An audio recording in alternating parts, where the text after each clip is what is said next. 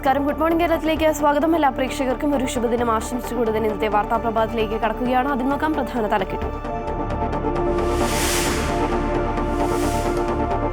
സംസ്ഥാനത്തെ സ്കൂളുകൾ ഇന്ന് തുറക്കും. പ്രവേശനോത്സവം ആലപ്പുഴ കലവൂർ ഗവൺമെന്റ് HSSൽ മുഖ്യമന്ത്രി പിണറായി വിജയൻ ഉദ്ഘാടനം ചെയ്യും. 3 ലക്ഷം കുരുന്നുകൾ 1ാം ക്ലാസ്സിലേക്ക്. 36 ലക്ഷത്തോളം വിദ്യാർത്ഥികൾ പുതിയ അധ്യയന വർഷത്തിൽ സ്കൂളിലെത്തും. കോട്ടയം ജില്ലയിൽ ദുരിതാശ്വാസ ക്യാമ്പുകൾ പ്രവർത്തിക്കുന്ന വിദ്യാഭ്യാസ സ്ഥാപനങ്ങൾക്ക് ഇന്ന് അവധി. നിലമ്പൂരിൽ ഇന്ന് പത്രികാ സമർപ്പണം. LDF സ്ഥാനാർത്ഥി M സ്വരാജ്, BJP സ്ഥാനാർത്ഥി അഡ്വക്കേറ്റ് മോഹൻ ജോർജ്, തൃണമൂൽ സ്ഥാനാർത്ഥി PV അൻവർ എന്നിവർ നാമനിർദ്ദേശ പത്രിക നൽകും.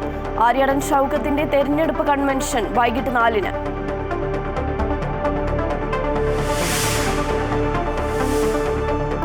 ദേശീയപാത അതോറിറ്റി ചെയർമാൻ സന്തോഷ് കുമാർ യാദവ് സംസ്ഥാന ചീഫ് സെക്രട്ടറിയെ കാണും. കരാറുകാരും പദ്ധതി കൺസൾട്ടന്റുമാരുമായും കൂടിക്കാഴ്ച നടത്തും. മലപ്പുറം കൂരിയാട് ഉൾപ്പെടെ വിവിധ ദേശീയപാതകളുടെ നിർമ്മാണത്തിലുണ്ടായ വീഴ്ച ചർച്ചയാകും.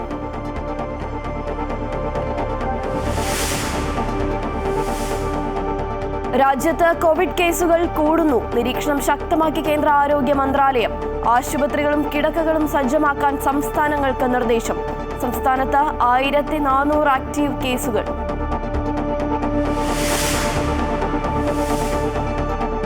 ED ഉദ്യോഗസ്ഥർ പ്രതിയായ കൈക്കൂലി കേസ് ഇന്ന് ഹൈക്കോടതിയിൽ. അസിസ്റ്റന്റ് ഡയറക്ടർ ശേഖർ കുമാറിന്റെ മുൻകൂർ ജാമ്യാപേക്ഷ ഇന്ന് വീണ്ടും പരിഗണിക്കും. കേസിലെ നിലവിലെ സാഹചര്യം സംസ്ഥാന സർക്കാർ കോടതിയെ അറിയിക്കും.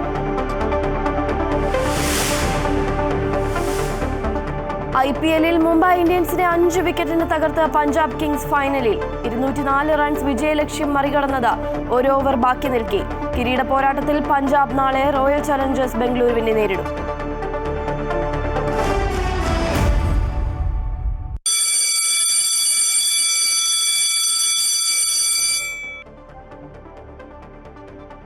ഇനി അവധിക്കാലത്തിന് വിട. പുത്തൻ പ്രതീക്ഷകളുമായി പുതിയൊരു അധ്യയന വർഷത്തിന് ഇന്ന് തുടക്കമാവുകയാണ്. പ്രവേശനോത്സവത്തിനായി അണിഞ്ഞൊരുങ്ങി സ്കൂളുകൾ. പ്രവേശനോത്സവത്തിന്റെ സംസ്ഥാനതല ഉദ്ഘാടനം ആലപ്പുഴയിൽ കലവൂർ ഗവൺമെന്റ് ഹയർ സെക്കൻഡറി സ്കൂളിൽ മുഖ്യമന്ത്രി പിണറായി വിജയൻ നിർവഹിക്കും. വിവരങ്ങളുമായി അജയ് നാഥ ചേരുകയാണ്. അജയ്, ആലപ്പുഴയിലാണെന്നിപ്പോൾ ഈ സ്കൂൾ തുറക്കലിന്റെ സംസ്ഥാന ഉദ്ഘാടനം. ഇതിന്റെ ഒരുക്കങ്ങളെല്ലാം എത്രത്തോളം പൂർത്തിയായിട്ടുണ്ട്? കുട്ടികളൊക്കെ തന്നെ സ്കൂളിലെത്താനുള്ള ഒരു തിടുക്കത്തിലായിരിക്കുമല്ലോ. ശ്രീകാർത്തിക, ഒരുക്കങ്ങൾ ഏതാണ്ട് അതിൻ്റെ അവസാന ഘട്ടത്തിലാണ്. കുട്ടികൾ ഇങ്ങോട്ടേക്ക് എത്തി തുടങ്ങുന്നതേ ഉള്ളൂ. 8:30 കൂടിയാണ് അതിൻ്റെ ചടങ്ങുകളെല്ലാം തന്നെ ആരംഭിക്കുന്നത്. അതായത് 8:30 മുതൽ വിദ്യാർത്ഥികളുടെ കലാപരിപാടികൾ വേദിയിൽ ആരംഭിക്കും. ശേഷം 9 മണിക്ക് വിദ്യാഭ്യാസ മന്ത്രി വി ശിവൻകുട്ടി 1ാം ക്ലാസ്സിലെ കുട്ടികളെ സ്കൂളിലേക്ക് സ്വാഗതം ചെയ്യും. അതിനുശേഷം ഈ പ്രവേശനോത്സവത്തിൻ്റെ സ്വാഗത ഗാനം, പ്രചരണാർത്ഥം ചെയ്തിട്ടുള്ള ഗാനത്തിൻ്റെ ദൃശ്യാവിഷ്കാരം വേദിയിൽ നടക്കും. ശേഷം 9:50 കൂടി മുഖ്യമന്ത്രി ഈ ഭദ്രദീപം കൊളുത്തുന്നതോടെ പ്രവേശനോത്സവത്തിന് തുടക്കമാകും. എന്തായാലും വലിയൊരു ആവേശത്തിലാണ് ആലപ്പുഴ ജില്ലയാകെ തന്നെ ഉള്ളത്. എല്ലാ ഒരുക്കങ്ങളും എല്ലാം തന്നെ പൂർത്തിയായിട്ടുണ്ട്. കൃത്യമായൊരു ഏകോപനം ഇതിൻ്റെ ഭാഗമായിട്ട് നടന്നിട്ടുണ്ട്. അധ്യാപകരുടെ നേതൃത്വത്തിൽ ഏതാണ്ട് 600ഓളം ആളുകൾ 52 സ്ക്വാഡുകളായി തിരിഞ്ഞ് വീടുകൾ കേന്ദ്രീകരിച്ച് ഭവന സന്ദർശനം ഉൾപ്പെടെ നടത്തിയാണ് ഇത്തരത്തിലേക്ക് കടന്നിട്ടുള്ളത്. എന്തായാലും ഈ അക്കാദമിക വർഷം ആരംഭിക്കുന്നതോടുകൂടി തന്നെ വലിയ മാറ്റങ്ങളാണ് സർക്കാർ ഉദ്ദേശിക്കുന്നത്. അതായത് അക്കാദമിക് മാസ്റ്റർ പ്ലാൻ ഈ ജൂൺ 10-നകം പ്രസിദ്ധീകരിക്കും. സമഗ്ര ഗുണമേന്മ വർഷമായി ഈ വർഷത്തെ മാറ്റി തീർക്കും. 2025-26 സമഗ്ര ഗുണമേന്മ വർഷമായിട്ടാണ് കണക്കാക്കുന്നത്. ഈ ക്ലാസ്സുകൾ ആരംഭിച്ചാൽ തന്നെ ഏതാണ്ട് 2 ആഴ്ചക്കാലം 10 വിഷയങ്ങൾ, മൂല്യാധിഷ്ഠിത വിഷയങ്ങൾ പഠിപ്പിക്കും. ഒരു പൗരബോധം ഉൾപ്പെടെ ജനാധിപത്യം, മതേതരത്വം, സമത്വം, തുല്യത എന്നതുൾപ്പെടെയുള്ള കാര്യങ്ങൾ കുട്ടികളെ നല്ല പൗരനായി വളർത്തുക എന്നതിൻ്റെ അടിസ്ഥാനത്തിലുള്ള വിദ്യാഭ്യാസ സമ്പ്രദായമായിരിക്കും ആദ്യ 2 ആഴ്ചക്കാലം ഈ സ്കൂളുകളിൽ ഉണ്ടാവുക. അങ്ങനെ കൃത്യമായൊരു ഏകോപനം ഇതിൻ്റെ ഭാഗമായിട്ട് ഉണ്ടാകുന്നു എന്നുള്ളതാണ്. സർക്കാർ വലിയ പ്രതീക്ഷയോട് തന്നെയാണ് ലഹരിക്കെതിരെയുള്ള പോരാട്ടം ഉൾപ്പെടെ വിദ്യാർത്ഥികളെ അത്തരത്തിലേക്ക് പരുവപ്പെടുത്തുന്നതിൻ്റെ ഭാഗമായിട്ടുള്ള ഒരു ക്രമീകരണങ്ങൾ കൂടിയാണ് ഇത്തവണ ഉണ്ടാകുന്നത്. എന്തായാലും ഒരുക്കങ്ങളെല്ലാം തന്നെ പൂർത്തിയായിട്ടുണ്ട്. 8:30 തന്നെ കലാപരിപാടികൾ ആരംഭിക്കും. 9:50 മുഖ്യമന്ത്രി ഉദ്ഘാടനം, പ്രവേശനോത്സവത്തിൻ്റെ സംസ്ഥാന ഉദ്ഘാടനം കലവൂർ ഗവൺമെൻറ് ഹയർ സെക്കൻഡറി സ്കൂളിൽ നിർവഹിക്കും. ശ്രീകാർത്തിക. ശരി അജയ്, ഏതായാലും പുത്തൻ പ്രതീക്ഷകളുമായി പുതിയൊരു അധ്യയന വർഷത്തിന് ഇന്ന് തുടക്കമാവുകയാണ്. പ്രവേശനോത്സവത്തിനുള്ള ഒരുക്കങ്ങളെല്ലാം തന്നെ ആലപ്പുഴ ഗവൺമെൻറ് HSS സ്കൂളിൽ, കലവൂർ ഗവൺമെൻറ് ഹയർ സെക്കൻഡറി സ്കൂളിൽ ഇപ്പോൾ നടന്നുകൊണ്ടിരിക്കുകയാണ്. മുഖ്യമന്ത്രി പിണറായി വിജയൻ ഇതിൻ്റെ സംസ്ഥാന ഉദ്ഘാടനം നിർവഹിക്കും. അജയാണ് അവിടെ നിന്നുള്ള വിവരങ്ങൾ നൽകിയത്. രജിത്ത് കൂടി ചേരുന്നുണ്ട്. രജിത്ത്, വേനൽ അവധിക്ക് ശേഷം കുട്ടികൾ ഇന്ന് സ്കൂളിലേക്ക് പോവുകയാണ്. 3 ലക്ഷത്തിലധികം കുട്ടികളാണ് പുതുതായി 1ാം ക്ലാസ്സിലെത്തുന്നത്. പുതിയ പാഠ്യപദ്ധതികളുമായാണ് പുതിയ അധ്യയന വർഷം ആരംഭിക്കുന്നത്. തിരുവനന്തപുരത്തു നിന്നുള്ള വിവരങ്ങളാണ് നമുക്കറിയേണ്ടത്. സ്കൂളുകളിലൊക്കെ തന്നെ കുട്ടികൾ എത്തി തുടങ്ങിയിട്ടുണ്ടോ? പ്രവേശനോത്സവം എല്ലാ സ്കൂളുകളിലും നടക്കുന്നുണ്ടല്ലോ. എങ്ങനെയുണ്ട് അതിൻ്റെ ഒരുക്കങ്ങളൊക്കെ? തിരുവനന്തപുരത്ത് പ്രവേശനോത്സവത്തിനുള്ള ഒരുക്കങ്ങൾ ആരംഭിച്ചു കഴിഞ്ഞിരിക്കുന്നു. എല്ലാ ഒരുക്കങ്ങളും പൂർത്തിയായിരിക്കുന്നുവെന്ന് നമുക്ക് പറയാം. നമ്മളിപ്പോൾ നിൽക്കുന്ന കോട്ടൺ ഹിൽ ഗവൺമെൻറ് LP സ്കൂളിലാണ്. ഇവിടെ ഇന്ന് 4 ക്ലാസ്സുകൾ, 1ാം ക്ലാസ്സിന് തന്നെ 4 ഡിവിഷനുകളിലായി 100ഓളം കുട്ടികളാണ് ഇവിടെ പ്രവേശനം നേടുന്നത് എന്നാണ് ഏറ്റവും പ്രധാനപ്പെട്ട കാര്യം. 100ലധികം കുട്ടികൾ ഇവിടെ ഇന്ന് പ്രവേശനത്തിന് എത്തുകയും ചെയ്യുന്നു. ഒപ്പം തന്നെയാണ് എല്ലാവിധ ഒരുക്കങ്ങളും ഇവിടെ പൂർത്തീകരിച്ചിരിക്കുന്നത്. ബലൂണുകൾ ഉൾപ്പെടെ എല്ലാവിധ ക്ലാസ്സുകളൊക്കെ സജ്ജീകരിച്ച് വെച്ചിരിക്കുകയാണ്. കുട്ടികൾ ഇങ്ങോട്ടേക്ക് എത്തേണ്ട താമസം മാത്രമേ ഉള്ളൂ. അവരെ സ്വീകരിക്കുന്നതിനായി എല്ലാ ഒരുക്കങ്ങളും ഇവിടെ പൂർത്തീകരിച്ചിരിക്കുന്നു.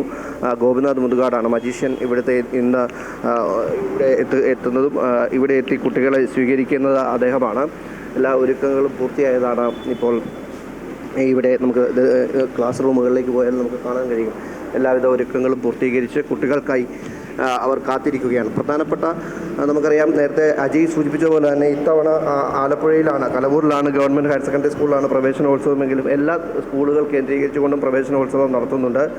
ഒപ്പം തന്നെ വിവിധ വ്യത്യസ്തങ്ങളായ മാറ്റങ്ങളൊക്കെ ആയിട്ടാണ് ഇത്തവണ സ്കൂളിൽ ക്ലാസ്സുകൾ ആരംഭിക്കുന്നത്.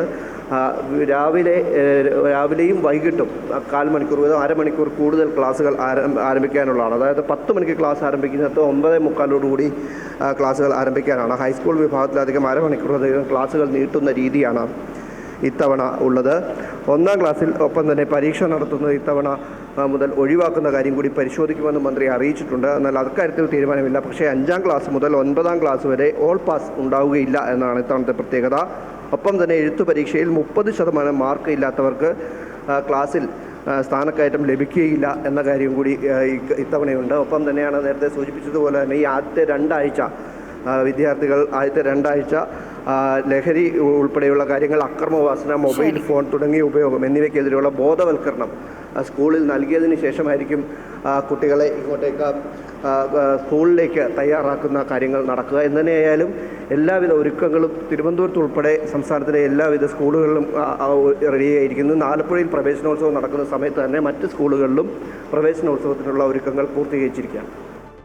ശരി രജിത്ത്, ഏതായാലും കുഞ്ഞു കൂട്ടുകാരെ വരവേൽക്കാനായി സ്കൂളുകളെല്ലാം തന്നെ ഒരുങ്ങിക്കഴിഞ്ഞിരിക്കുകയാണ്. ആലപ്പുഴയിൽ നിന്ന് അജയ്നാഥും തിരുവനന്തപുരത്ത് നിന്ന് രജിത്തുമാണ് വിവരങ്ങൾ നൽകിയത്. നമ്മുടെ കുട്ടികൾ വെറും പുസ്തക പുഴുക്കളായി മാറാതെ മൂല്യബോധവും പൗരബോധവും ഉള്ളവരായി വളരണമെന്ന് വിദ്യാഭ്യാസ മന്ത്രി വി ശിവൻകുട്ടി. അക്കാദമികേതര വിഷയങ്ങളിൽ പ്രാവീണ്യം നേടാനായി ഇത്തവണ കായിക വിഷയങ്ങളിൽ ഒരു പീരീഡ് നിർബന്ധമായി മാറ്റിവെക്കുമെന്നും മന്ത്രി അറിയിച്ചു. 1 മുതൽ 10ാം ക്ലാസ് വരെ എല്ലാ പുതിയ പുസ്തകങ്ങളാണ് എന്നത് ഇത്തവണത്തെ മറ്റൊരു പ്രത്യേകതയാണെന്നും മന്ത്രി അമൃത വാർത്തകളോട് പറഞ്ഞു.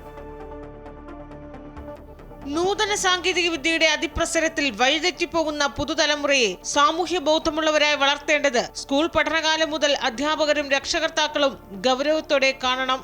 അക്കാദമിക് വിഷയങ്ങളിൽ മാത്രം ശ്രദ്ധ ചെലുത്തിയാൽ പോരാ. അക്കാദമികേതര വിഷയങ്ങളിൽ കുട്ടികൾ പ്രാവീണ്യം നേടേണ്ടതിന്റെ ആവശ്യകത ചൂണ്ടിക്കാട്ടുകയാണ് വിദ്യാഭ്യാസ മന്ത്രി. അതിനാൽ ഈ അക്കാദമിക വർഷം മുതൽ കായിക പഠനത്തിനായി ഒരു പീരീഡ് നിർബന്ധമായും മാറ്റിവെക്കുമെന്ന് വിദ്യാഭ്യാസ മന്ത്രി അറിയിച്ചു. നിങ്ങൾ വെറും പുസ്തക പുഴുക്കളായി മാത്രം ജീവിക്കേണ്ട കാര്യമില്ല. അക്കാഡമിക്കാർ നല്ല നിലവാരം പുലർത്തണം. നോൺ അക്കാഡമിക് ആക്ടിവിറ്റീസിലും സജീവമായി പങ്കെടുക്കണം. അപ്പോൾ അതുകൊണ്ട് സ്പോർട്സിനും ആർട്സിനും ഒരു പീരീഡ് പഴയതുപോലെ നീക്കി വയ്ക്കുക. 1 മുതൽ 10ാം ക്ലാസ് വരെ എല്ലാം പുതിയ പാഠപുസ്തകങ്ങളാണ് എന്നത് ഇത്തവണത്തെ മറ്റൊരു പ്രത്യേകതയാണ്. 300 കോടി പുസ്തകങ്ങളാണ് പുതുതായി അച്ചടിച്ചത്. ചരിത്രം മാറിക്കൊണ്ടിരിക്കുന്നു, ശാസ്ത്രം മാറിക്കൊണ്ടിരിക്കുന്നു, പുതിയ കാര്യങ്ങൾ വന്നുകൊണ്ടിരിക്കുന്നു. കുട്ടികളതെല്ലാം പുതുതായിട്ട് തന്നെ പഠിക്കേണ്ടതായിട്ടുണ്ടല്ലോ. അപ്പോൾ 1 മുതൽ 10 വരെയുള്ള പാഠപുസ്തകത്തിൻ്റെ പുനർനിർമ്മാണം എന്ന് പറഞ്ഞാൽ അതൊരു ചെറിയൊരു കാര്യമല്ല.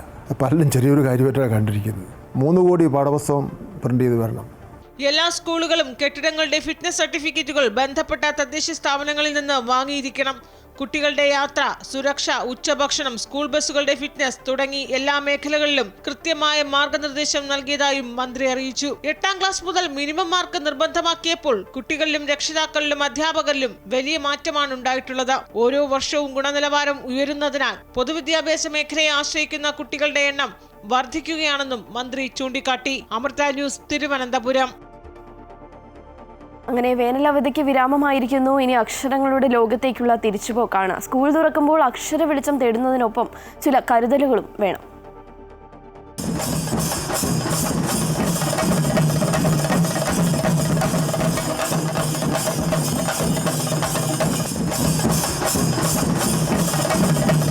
കളിച്ചും ചിരിച്ചും അവധിക്കാലം കണ്ണടച്ചു തുറക്കുന്ന വേഗത്തിൽ കഴിഞ്ഞു. ഇനി പുസ്തകങ്ങളെടുത്ത് തിരികെ സ്കൂളിലേക്ക് പോകേണ്ട സമയമാണ്. അക്ഷരങ്ങളുടെ ലോകത്തേക്ക് തിരികെ എത്തുമ്പോൾ സാമൂഹിക പ്രതിബദ്ധതയുടെയും പൗരബോധത്തിന്റെയും നല്ല പാഠങ്ങളാണ് ആദ്യം പഠിപ്പിക്കുക. പനിയും ചുമയും ജലദോഷവുമെല്ലാം പുറത്തു ചാടുന്ന സമയം കൂടിയാണ് മഴക്കാലം എന്നതിനാൽ ശ്രദ്ധ വേണം. കോവിഡിനെതിരെയും ജാഗ്രത വേണമെന്നാണ് ആരോഗ്യവകുപ്പിന്റെ നിർദ്ദേശം. രോഗങ്ങളുടെ കയ്യിൽ നിന്ന് മാത്രമല്ല, ലഹരിയുടെ കയ്യിൽ നിന്നും കുഞ്ഞുമക്കൾക്ക് സംരക്ഷണം വേണം. സ്കൂളുകളിൽ സഹപാഠികൾക്ക് കരുതലൊരുക്കണം. തെറ്റായ വഴിയിൽ കൂടി സഹപാഠികൾ സഞ്ചരിക്കുന്നത് ശ്രദ്ധയിൽപ്പെട്ടാൽ ടീച്ചറോട് പറയാം. അപരിചിതർ തരുന്ന സമ്മാനങ്ങൾ സ്വീകരിക്കേണ്ടതില്ല. ക്ലാസ് കട്ട് ചെയ്ത് കറങ്ങാമെന്ന ചിന്ത വേണ്ട. അങ്ങനെ ചെയ്താൽ ഇനി ടീച്ചറല്ല, എക്സൈസ് ആകും പിടികൂടുക. സംസ്ഥാനത്തെ 101 സ്കൂളുകളെ ലഹരി ഉപയോഗ സാധ്യതയുള്ള ഹോട്ട്സ്പോട്ടുകളായി കണ്ടെത്തിയതിനെ തുടർന്നാണ് നടപടി. കരുതലോടെ സർക്കാർ കൂടെയുണ്ട്.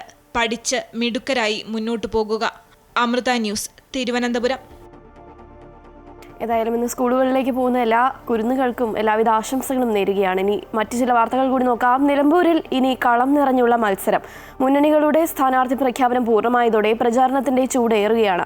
LDF സ്ഥാനാർത്ഥി M സ്വരാജ്, NDA സ്ഥാനാർത്ഥി മോഹൻ ജോർജ്, തൃണമൂൽ കോൺഗ്രസ് സ്ഥാനാർത്ഥി PV അൻവർ തുടങ്ങിയവർ ഇന്ന് നാമനിർദ്ദേശ പത്രിക സമർപ്പിക്കും. നിലമ്പൂരിൽ UDF കൺവെൻഷനും ഇന്ന് നടക്കും. വിശദാംശങ്ങളുമായി വർഷ ഗിരീഷ് ചേരുന്നുണ്ട്. വർഷ, ഇന്നലെ വരെ അഭ്യൂഹങ്ങളായിരുന്നു ഉണ്ടായിരുന്നത്. ഇന്നിപ്പോൾ ഒരു ചിത്രം തെളിഞ്ഞിരിക്കുന്നു. ഏതായാലും ഇന്ന് സ്ഥാനാർത്ഥികളൊക്കെ തന്നെ നാമനിർദ്ദേശ പത്രിക സമർപ്പിക്കുന്നുണ്ട്. നിലമ്പൂര് ഒരു പോരാട്ട ചൂടിലേക്ക് കടക്കുകയാണല്ലേ? അതേ ശ്രീകാർത്തിക, നിലമ്പൂർ ഇനി വാശിയും വീറും നിറഞ്ഞ പ്രചാരണ ചൂടിലേക്കാണ്. കാരണം കഴിഞ്ഞ ദിവസം വരെ ഈ മുന്നണികളിലെ സ്ഥാനാർത്ഥി പ്രഖ്യാപനം ഒരു പ്രതിസന്ധിയായി തുടരുകയായിരുന്നു. എന്നാൽ ഇതിനോടുകൂടി തന്നെ എല്ലാ മുന്നണികളിലും സ്ഥാനാർത്ഥി പ്രഖ്യാപനം ഉണ്ടായിരിക്കുകയാണ്. UDF സ്ഥാനാർത്ഥിയായി ഷൗക്കത്ത് അലിയും, LDF സ്ഥാനാർത്ഥിയായി M സ്വരാജും, അതേപോലെ NDA സ്ഥാനാർത്ഥിയായി മോഹൻ ജോർജും, തൃണമൂൽ കോൺഗ്രസിന്റെ സ്ഥാനാർത്ഥിയായി PV അൻവറും വന്നതോടുകൂടി ഈ ഒരു തെരഞ്ഞെടുപ്പിന്റെ ചൂടും ചൂരും ഏറിയിരിക്കുകയാണ് എന്ന് വേണം പറയാൻ. കാരണം കഴിഞ്ഞ ദിവസങ്ങളിലെല്ലാം പ്രതിസന്ധിയായി നിന്നിരുന്നത് അൻവറിന്റെ ഒരു സ്ഥാനാർത്ഥി പ്രഖ്യാപനമായിരുന്നു. UDF തികഞ്ഞ ആത്മവിശ്വാസത്തിലായിരുന്നു അൻവർ സ്ഥാനാർത്ഥിയാകില്ല എന്നുള്ള. പക്ഷേ എല്ലാവരും ഞെട്ടിച്ചുകൊണ്ടായിരുന്നു PV അൻവറിന്റെ സ്ഥാനാർത്ഥി പ്രഖ്യാപനം. തന്റെ തൃണമൂൽ കോൺഗ്രസിൽ നിന്നും സ്ഥാനാർത്ഥിയായി നിൽക്കും എന്നുള്ള കാര്യമാണ് കഴിഞ്ഞ ദിവസം PV അൻവർ അറിയിച്ചിട്ടുള്ളത്. തൃണമൂൽ കോൺഗ്രസിന്റെ പാർട്ടി ചിഹ്നത്തിലാണ് PV അൻവർ സ്ഥാനാർത്ഥിയായി മത്സരിക്കുന്നത്. ഇന്ന് രാവിലെ 10:30 കൂടി അൻവർ നാമനിർദ്ദേശ പത്രിക സമർപ്പിക്കുമെന്നാണ് നമുക്ക് ലഭിക്കുന്ന വിവരം. അതോടൊപ്പം തന്നെ M സ്വരാജും ഇന്ന് പത്രികയോടുകൂടി നേതാക്കളോടൊപ്പം ചേർന്ന് ആഘോഷത്തോടു കൂടി തന്നെ പത്രിക സമർപ്പിക്കാനായി താലൂക്ക് ഓഫീസിലെത്തും. അതേസമയം 1:30 NDA സ്ഥാനാർത്ഥി മോഹൻ ജോർജിന്റെ പത്രിക സമർപ്പണം. അദ്ദേഹത്തോടൊപ്പം ഈ BJP സംസ്ഥാന അധ്യക്ഷൻ രാജീവ് ചന്ദ്രശേഖരൻ ഉൾപ്പെടെ ഉണ്ടാകുമെന്നുള്ളതാണ് ലഭിക്കുന്ന വിവരം. അങ്ങനെ ആഘോഷത്തോടു കൂടി തന്നെ പത്രിക സമർപ്പണം നടത്താനാണ് ഇപ്പോൾ 3 മുന്നണികളുടെയും തീരുമാനം. എന്നാൽ UDF ഒരു പടി മുമ്പ് തന്നെ പ്രചരണ പരിപാടികൾ ആരംഭിച്ചിരുന്നു എന്നുള്ളതാണ്. പക്ഷെ അന്നെല്ലാം അവർക്ക് ആത്മവിശ്വാസമായിരുന്നത് PV അൻവറിന്റെ പിന്തുണ. PV അൻവർ ഇതുപോലെ പറയുകയാണെങ്കിലും അദ്ദേഹത്തിന്റെ പിന്തുണ ഉണ്ടാകുമെന്നുള്ള ഒരു കാര്യം UDF കരുതിയിരുന്നു. എന്നാൽ ഈ ഒരു അവസ്ഥയിൽ നോക്കുകയാണെങ്കിൽ ഇനി കിട്ടില്ല. അദ്ദേഹം ഒരു മറ്റൊരു മുന്നണിയുടെ സ്ഥാനാർത്ഥിയായി മത്സരിക്കുന്നു എന്നുള്ളതാണ് ഇവിടെ ഏറ്റവും പ്രധാനപ്പെട്ട കാര്യം. അതുകൊണ്ട് തന്നെ ആ ഒരു പ്രഖ്യാപനം ആർക്കൊക്കെ വെല്ലുവിളിയാകുമെന്നുള്ളതാണ്. UDFനാകുമെന്ന് LDF പറയുമ്പോഴും LDFനാകുമെന്ന് UDF പറയുമ്പോഴും ആർക്കായിരിക്കും PV അൻവർ തലവേദനയാകാൻ പോകുക അല്ലെങ്കിൽ പ്രതിസന്ധിയാകാൻ പോകുക എന്നുള്ളതാണ് നിലമ്പൂരിൽ ഇനി അറിയാനുള്ളത്. ശ്രീകാർത്തിക. ശരി വർഷ, ഏതായാലും ഇന്നിപ്പോൾ മുന്നണിയിലെ സ്ഥാനാർത്ഥികളൊക്കെ തന്നെ തങ്ങളുടെ നാമനിർദ്ദേശ പത്രികകൾ സമർപ്പിക്കുകയാണ്. LDF സ്ഥാനാർത്ഥി M സ്വരാജും NDA സ്ഥാനാർത്ഥി മോഹൻ ജോർജും തൃണമൂൽ കോൺഗ്രസ് സ്ഥാനാർത്ഥിയായി PV അൻവറും ഇന്ന് നാമനിർദ്ദേശ പത്രിക സമർപ്പിക്കും. വർഷയാണ് നിലമ്പൂരിലെ വിശദാംശങ്ങൾ നൽകിയത്. ദേശീയപാത അതോറിറ്റി ചെയർമാൻ സന്തോഷ് കുമാർ യാദവ് സംസ്ഥാന ചീഫ് സെക്രട്ടറിയെ കാണും. കരാറുകാരും പദ്ധതി കൺസൾട്ടന്റുമാരുമായും കൂടിക്കാഴ്ച നടത്തും. മലപ്പുറം കൂരിയാട് ഉൾപ്പെടെ വിവിധ ദേശീയപാതകളുടെ നിർമ്മാണത്തിലുണ്ടായ വീഴ്ച ചർച്ചയാകും. വിവരങ്ങളുമായി രജിത് കുമാർ ചേരുകയാണ്. രജിത്ത്, ഈ ദേശീയപാത നിർമ്മാണത്തിലെ അപാകതകളുമായി ബന്ധപ്പെട്ട് പല കോണുകളിൽ നിന്നും വിമർശനം ഉയർന്നൊരു സാഹചര്യത്തിലാണ് ഇന്നിപ്പോൾ ഇത്തരത്തിൽ ഒരു കൂടിക്കാഴ്ച നടക്കുന്നത്. എന്തൊക്കെ വിഷയങ്ങളാകും ചർച്ചയാവുക?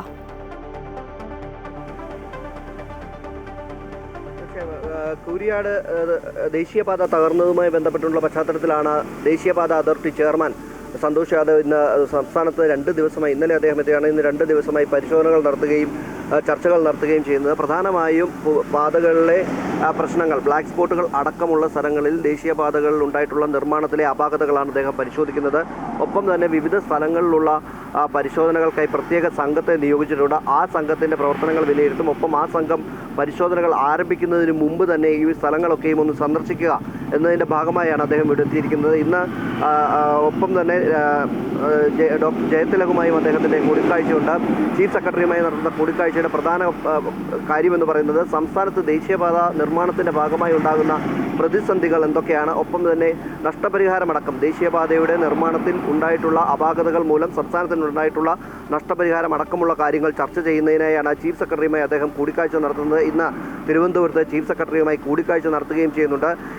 ഒപ്പം തന്നെ ഈ ദേശീയപാത നിർമ്മാണവുമായി ബന്ധപ്പെട്ടിട്ടുള്ള കൺസൾട്ടന്റ് കമ്പനികളുടെയും മറ്റ് പ്രൈവറ്റ് കമ്പനികൾക്ക് വേണ്ട അവരുടെയൊക്കെ പ്രതിനിധികളുമായുള്ള യോഗവും ഇന്ന് ചേരുന്നുണ്ട്. ആ യോഗത്തിൽ KNR കമ്പനിയുണ്ട്.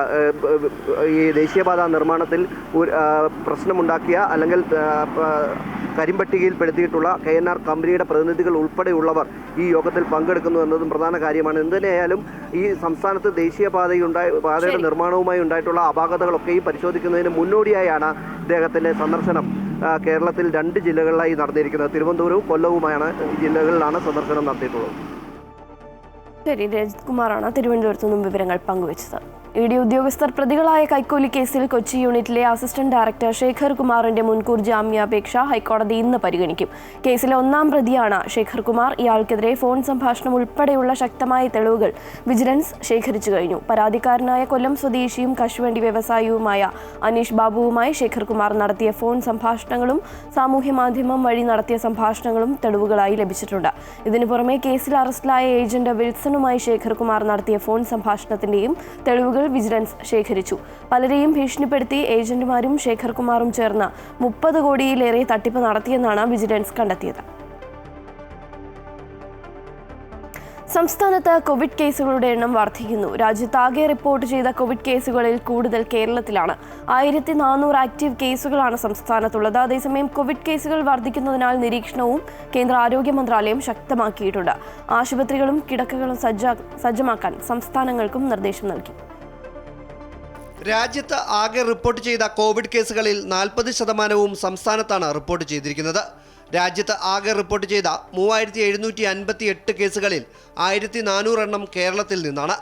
24 മണിക്കൂറിനിടെ 64 പേർക്ക് കൂടിയാണ് കേരളത്തിൽ കൊറോണ സ്ഥിരീകരിച്ചത്. രാജ്യത്ത് 4 മരണം റിപ്പോർട്ട് ചെയ്തതിൽ 1 എണ്ണം സംസ്ഥാനത്താണ്. ശ്വാസകോശ സംബന്ധമായ അസുഖവും ന്യൂമോണിയയും ബാധിച്ച് ചികിത്സയിലായിരുന്ന 59കാരനാണ് മരിച്ചത്. മരണശേഷം നടത്തിയ പരിശോധനയിലാണ് കൊറോണയാണെന്ന് സ്ഥിരീകരിച്ചത്. കേരളം കൂടാതെ ഡൽഹി, കർണാടക, ഉത്തർപ്രദേശ് എന്നിവിടങ്ങളിലാണ് മരണം റിപ്പോർട്ട് ചെയ്തത്.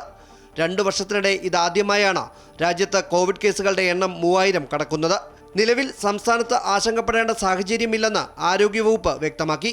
അനാവശ്യമായ പരിശോധനകൾ വേണ്ടെന്നും നിർദ്ദേശം നൽകിയിട്ടുണ്ട്. പൊതുയിടങ്ങളിലും പൊതുപരിപാടികളിലും പങ്കെടുക്കുന്നവർ മാസ്ക് ധരിക്കണമെന്നും പ്രായമായവരും കുട്ടികളും ഗർഭിണികളും രോഗബാധിതരും ജാഗ്രത പാലിക്കണമെന്നും നിർദ്ദേശത്തിൽ പറയുന്നു. രോഗപ്പകർച്ച നിരീക്ഷിച്ച ശേഷം പ്രതിരോധ പ്രവർത്തനങ്ങൾക്ക് നേതൃത്വം നൽകാൻ ജില്ലാ ആരോഗ്യ വിഭാഗത്തിന് ആരോഗ്യവകുപ്പ് നിർദ്ദേശം നൽകിയിട്ടുണ്ട്. അമൃത ന്യൂസ്, തിരുവനന്തപുരം.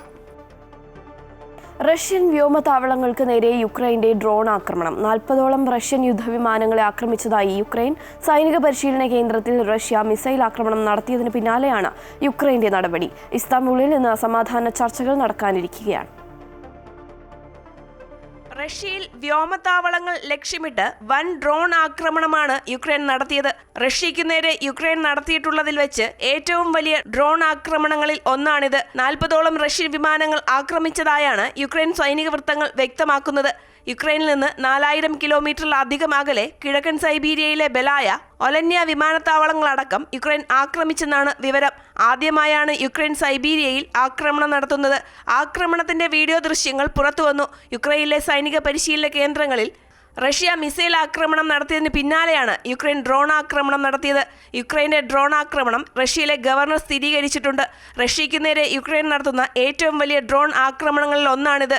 ആക്രമണം നേരിടാൻ റഷ്യൻ സൈന്യം സജ്ജമായതായാണ് റിപ്പോർട്ടുകൾ. ഡ്രോൺ വിക്ഷേപണത്തിന്റെ ഉറവിടം തടഞ്ഞതായും വിവരമുണ്ട്. ആക്രമണത്തിന് ഉപയോഗിച്ച ഡ്രോണുകളെക്കുറിച്ചുള്ള വിവരം യുക്രൈൻ പുറത്തുവിട്ടിട്ടില്ല. News desk Amrita news. കാർഷിക ആവശ്യങ്ങൾക്കായി മുല്ലപ്പെരിയാർ അണക്കെട്ടിൽ നിന്ന് തമിഴ്നാട് വെള്ളം കൊണ്ടുപോയി തുടങ്ങി. തേനി, ദിണ്ടിഗൽ, മധുര, രാമനാഥപുരം, ശിവഗംഗ എന്നീ 5 ജില്ലകളിൽ മുല്ലപ്പെരിയാർ ഡാമിലെ ജലത്തെ ആശ്രയിച്ചാണ് കൃഷി നടത്തുന്നത്. എല്ലാ വർഷവും ജൂൺ ആദ്യ വാരത്തിലാണ് അണക്കെട്ടിൽ നിന്ന് വെള്ളം കൊണ്ടുപോകുന്നത്. തേനി ജില്ലാ കളക്ടർ രഞ്ജിത്ത് സിംഗിന്റെയും തമിഴ്നാട്ടിലെ കർഷക സംഘടനാ നേതാക്കളുടെയും സാന്നിധ്യത്തിലാണ് വെള്ളം തുറന്നുവിട്ടത്.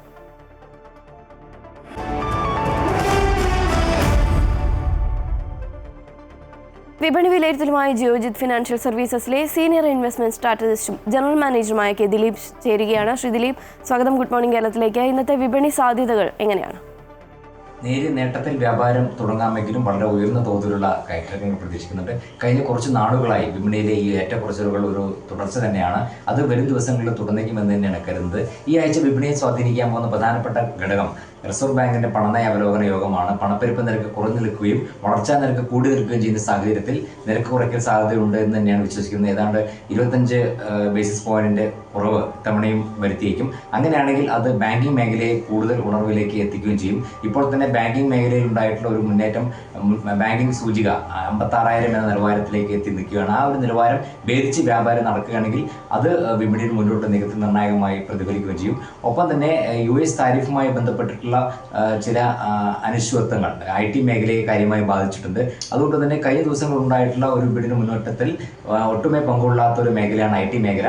അതുകൊണ്ട് IT മേഖലയിൽ ഒരു നിക്ഷേപ താല്പര്യം ഉണ്ടാവുകയാണെങ്കിൽ അതും ഓഹരി സൂചികളെ പുതിയ നിലവാരത്തിൽ എത്തിക്കാൻ സഹായിക്കുകയും ചെയ്യും. വിദേശ നിക്ഷേപ സ്ഥാപനങ്ങളുടെ നിലപാടുകളും വരും ദിവസങ്ങളിൽ നിർണായകം തന്നെയായിരിക്കും. ഒട്ടുമിക്ക ദിവസങ്ങളിലും നിക്ഷേപ സ്ഥാപനങ്ങൾ വിപണിയിൽ അനുകൂലമായി ഇടപെടുന്നുണ്ടെങ്കിൽ കൂടിയും ചെറുകിട നിക്ഷേപകരുടെ ഭാഗത്തും ഉണ്ടായിട്ടുള്ള വിൽപ്പനയാണ് വിപണിയെ ഇപ്പോൾ ഒരു പ്രതിരോധത്തിലാക്കി നിൽക്കുന്നത്. പല ദിവസങ്ങളിലും ചെറുകിട നിക്ഷേപകർ വിൽപ്പനയിൽ തുടരുക തന്നെയാണ്. വിദേശ നിക്ഷേപ സ്ഥാപനങ്ങളാണെങ്കിൽ ആഴ്ചയിൽ അവസാന ദിവസം വിൽപ്പനയിലേക്ക് നീങ്ങുകയും ചെയ്തു. എങ്കിലും ആഭ്യന്തര നിക്ഷേപ സ്ഥാപനങ്ങളുടെ ഭാഗത്തും വളരെ അനുകൂലമായി നല്ല രീതിയിൽ നിക്ഷേപം തുടരുന്നതുകൊണ്ട് തന്നെ വരും ദിവസങ്ങളിലും അതിൻ്റെ ഒരു സ്വാധീനം വിപണികളിൽ നീക്കത്തിൽ നിർണായകമായിരിക്കും. മുൻനിര സൂചികയായ നിഫ്റ്റിക്ക് 24,920 എന്നുള്ളതായിരിക്കും ഈ ഒരു സാഹചര്യത്തിൽ ഏറ്റവും പ്രധാനപ്പെട്ട ഒരു നിലവാരം. ആ ഒരു നിലവാരത്തിനടുത്താണ് വ്യാപാരം നടക്കുന്നതെങ്കിൽ കൂടിയും ആ ഒരു നിലവാരം ഭേദിച്ച് വ്യാപാരം നടക്കുന്ന ഒരു സാഹചര്യത്തിൽ മാത്രമേ മുന്നോട്ട് നീങ്ങാനുള്ള ഒരു സാധ്യത കാണുന്നുള്ളൂ. എന്തായാലും ഇന്ന് ഇന്നത്തെ ഇതിനകത്ത് മാറ്റമില്ലാതെ ഇന്ന് അല്ലെങ്കിൽ നേരിയ നേട്ടത്തിലോ വ്യാപാരം തുടങ്ങാമെങ്കിലും വളരെ ഉയർന്ന തോതിലുള്ള കയറ്റങ്ങൾ പ്രതീക്ഷിക്കുകയും വേണം. ശരി, വളരെയധികം നന്ദി ശ്രീ കെ ദിലീപ്. ഗൃഹോപകരണ വിപണന രംഗത്തെ പ്രമുഖ ശൃംഖലയായ പിട്ടാപ്പിള്ളിൽ ഏജൻസീസിന്റെ അങ്കമാലി ഷോറൂം വിപുലീകരിച്ച് പ്രവർത്തനം ആരംഭിച്ചു. അങ്കമാലി നഗരസഭാ ചെയർമാൻ അഡ്വക്കേറ്റ് ഷിയോ പോൾ ഉദ്ഘാടനം നിർവഹിച്ചു. വാർഡ് കൗൺസിലർമാർക്കൊപ്പം Pittappillil agencies managing director Peter Paul Pittappillil, ഡയറക്ടർമാരായ Kiran Varghese, Maria Paul, Francis Pittappillil, Ajo Pittappillil തുടങ്ങിയവർ പങ്കെടുത്തു. Summer offer, back to school offer, pre monsoon offer സംയോജിപ്പിച്ച ഓഫറുകളുടെ ബിഗ് സെയിലുമായി Pittappillil end of the season sale അവതരിപ്പിച്ചു. ഗൃഹോപകരണങ്ങൾക്കും മൊബൈൽ ഫോണുകൾക്കും ഡിസ്കൗണ്ടുകൾ പ്രഖ്യാപിച്ചിട്ടുണ്ട്. ഗൃഹോപകരണങ്ങൾ, മൊബൈൽ ഫോണുകൾ, ലാപ്ടോപ്പുകൾ, അടുക്കള ഉപകരണങ്ങൾ എന്നിവ വാങ്ങുന്നവർക്ക് 39,500 രൂപ വരെ ക്യാഷ് ബാക്ക് നേടാൻ അവസരമൊരുക്കിയിട്ടുണ്ട്. അമ്മയുടെയും അച്ഛൻ്റെയും ശിക്ഷണത്തിൽ 3ാം തവണയും കലാപ്രതിഭാ പട്ടം സ്വന്തമാക്കി നന്ദകിഷോർ. കേരള സർവകലാശാല യൂണിയൻ യുവജനോത്സവത്തിൽ 24 പോയിന്റോടുകൂടിയാണ് നന്ദകിഷോറിന്റെ അഭിമാന നേട്ടം.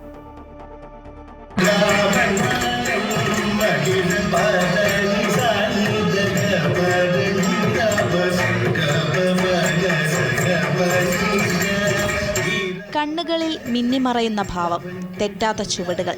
അച്ഛൻ്റെയും അമ്മയുടെയും തൻ്റെ ഗുരുക്കന്മാരുടെയും ശിക്ഷണവും അനുഗ്രഹവും കൊണ്ട് നന്ദകിഷോറിന് ഇത്തവണയും കലാപ്രതിഭാപട്ടം നേടാനായി.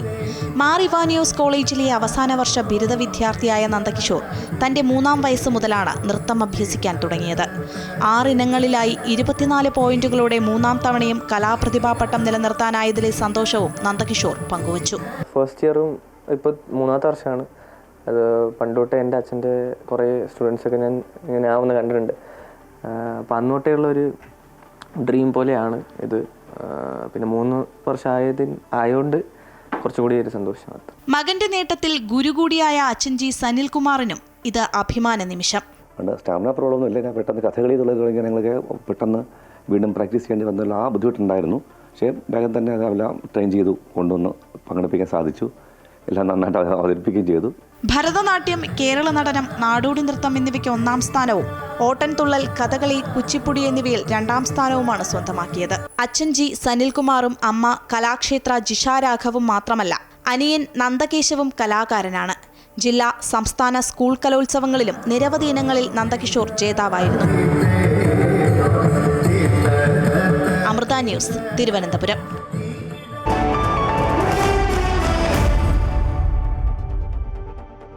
ഫ്രഞ്ച് ഓപ്പൺ ടെന്നീസ് വനിതാ വിഭാഗം പ്രീ ക്വാർട്ടറിൽ ലോക മുൻ 1-ാം നമ്പർ ഇഗ സ്വീഗോയെയും എലന സ്വീറ്റലോനെയും ക്വാർട്ടറിലേക്ക്. ഇറ്റലിയുടെ ജാസ്മിൻ പൗലിനി പുറത്തായി. പൗലിനിയെ 13-ാം സീഡ് യുക്രൈൻ്റെ എലേന സ്വീറ്റലോന അട്ടിമറിച്ചു.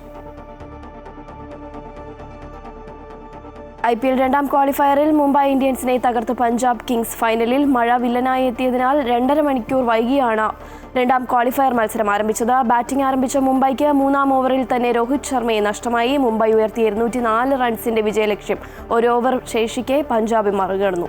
5 വിക്കറ്റിനാണ് പഞ്ചാബിന്റെ ജയം. നാളെ നടക്കുന്ന ഫൈനലിൽ റോയൽ ചലഞ്ചേഴ്സ് ബംഗളൂരുവാണ് പഞ്ചാബിന്റെ എതിരാളികൾ. ഇരു ടീമുകളും ഇതുവരെ IPL കിരീടം നേടിയിട്ടില്ല. നോർവേ ചെസ് ടൂർണമെന്റിൽ ലോക മുൻ ചാമ്പ്യൻ മാഗ്നസ് കാൾസനെ പരാജയപ്പെടുത്തി ഇന്ത്യൻ താരവും നിലവിലെ ചാമ്പ്യനുമായ ഡി ഗുകേഷ്. ടൂർണമെന്റിന്റെ 6-ാം റൗണ്ടിലാണ് ഗുകേഷ് കാൾസനെതിരെ ആധികാരികമായ വിജയം നേടിയത്. ക്ലാസിക്കൽ ഗെയിമിലൂടെ ഇതാദ്യമായാണ് ഗുകേഷ് മാഗ്നസ് കാൾസനെ പരാജയപ്പെടുത്തുന്നത്.